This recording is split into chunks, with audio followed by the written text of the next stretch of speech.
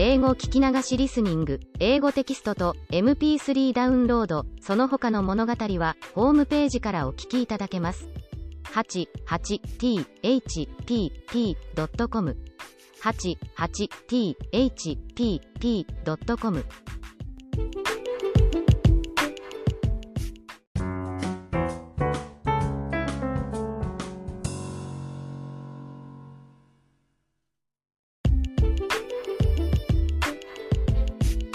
The oldest episode of my ancestors that I heard from my grandfather is about my great-great-grandfather, and I hereby write it down for the record.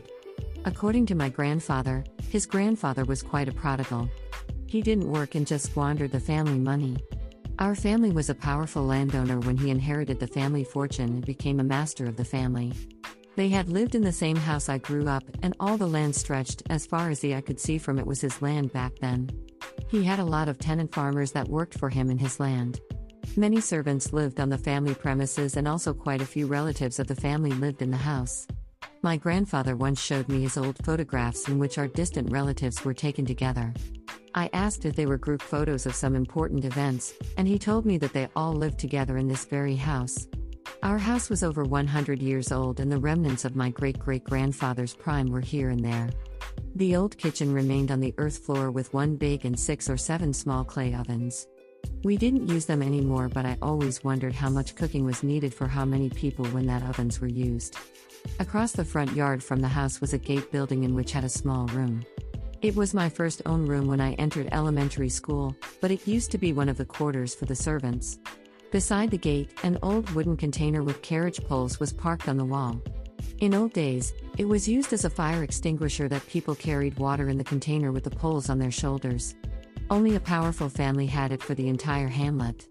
Our old local name that had been used in place of our family's last name was written on the side of the container, telling how big our family used to be. On a hot summer day, my great-great-grandfather made his servants take him to the river that runs through the busy district just to make them fan for him and cool himself down. All year round, he visited a place where geishas served him and had a party. He was a lavish spender, and the family fortune dwindled away. Instead of working, he sold his ancestral land piece by piece for his extravagance. As his land had been passed to his tenant farmers and the number of his servants had shrunk fast, he kept partying. By the time he died, only the house and a few tiny pieces of nearby land had remained. No one knows why he lived that way, but he drank up the family fortune. I imagine he must have had painful parties and have drunk terrible sake every time.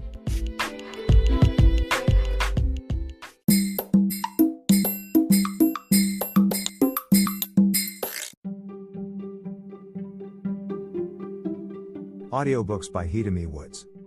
First audiobook, Japanese Dream by Hitomi Woods, on sale at online stores or apps. Second audiobook, My Social Distancing and Naked Spa in Japan by Hitomi Woods, on sale at online stores or apps. Apple Books, Audible, Google Play, Nook Audiobooks, 43 available distributors in total.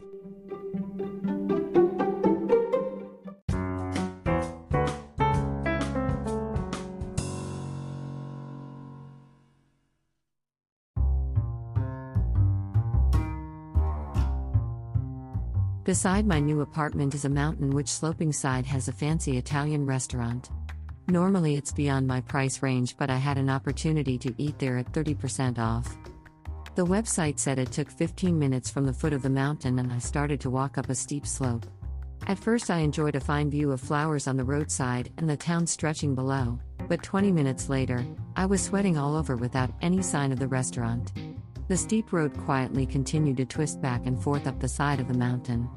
When my feet became close to the end of their strength and I sweated for 3 saunas, I finally arrived at the restaurant. Sweat spoiled my dress, makeup and hairdo, and I entered the place looking like I had been caught in a downpour. The restaurant was perfect, with an exquisite atmosphere and delicious meals, except for the whacking prices. By the time I came down the mountain from there and reached my apartment, I was totally exhausted and even began to have a headache. It was so strong that a painkiller couldn't ease. Since I moved in, I've been walking so much wherever I go, but I feel I've weakened rather than strengthened. Because my walking destinations are mostly restaurants, I haven't thinned either.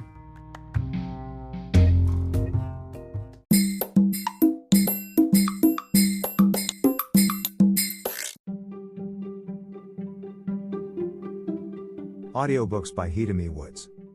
First audiobook, Japanese Dream by Hitomi Woods on sale at online stores or apps. Second audiobook, My Social Distancing and Naked Spa in Japan by Hitomi Woods on sale at online stores or apps. Apple Books, Audible, Google Play, Nook Audiobooks, 43 available distributors in total.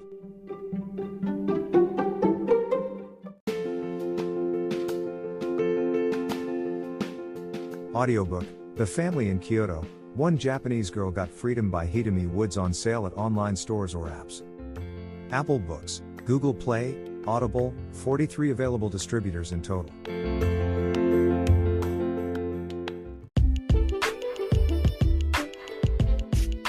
英語聞き流しリスニング、英語テキストと MP3 ダウンロード、その他の物語はホームページからお聞きいただけます。88thpp.com 88thpp.com